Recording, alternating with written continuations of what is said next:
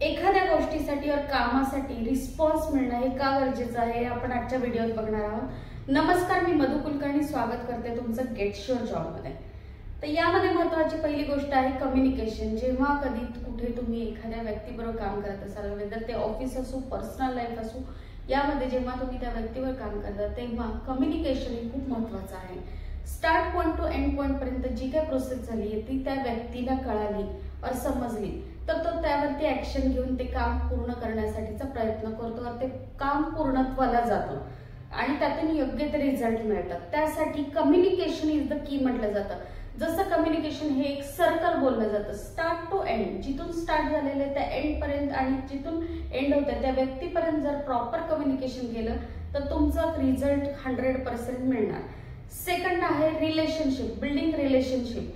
जेव्हा तुम्ही काही व्यक्तींबरोबर रोज काम करता, तुमच्या ऑफिस कलिग्स असतील किंवा तुमच्या घरातले काही लोक असतील, त्यावेळेला ऑटोमॅटिक तुमचा त्यांच्याबरोबरचा एक बॉन्ड तयार होतो। बॉन्ड अशा पद्धतीने तयार होतो की तुम्ही त्यावेळेला ती व्यक्ती तुम्हाला योग्य रीतीने गाईडलाईन करते और योग्य माहिती पोहोचवण्याचं काम करते। ह्या गोष्टी त्यातून बिल्ड होतात आणि तुमचं काम पूर्णत्वाला जाऊ शकतं।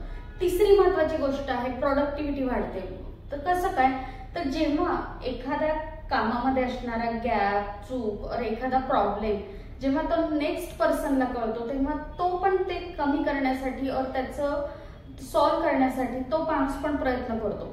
मग यातून काय होतं, यातून कामाची प्रोडक्टिव्हिटी वाढते आणि तुमचं काम कंप्लीट व्हायला मदत मिळते। जर एखादं काम जर तुम्हाला योग्य रीतीने कंप्लीट करायचं असेल तर त्यासाठी रिस्पॉन्स देणं एक फार गरजेचं आहे। बरेचदा असं होतं की लोक फोन कॉल्सला रिप्लाय न करणं, ईमेलला रिप्लाय न करणं हे जेन्युइनली और मोस्टली बघितलं जातं।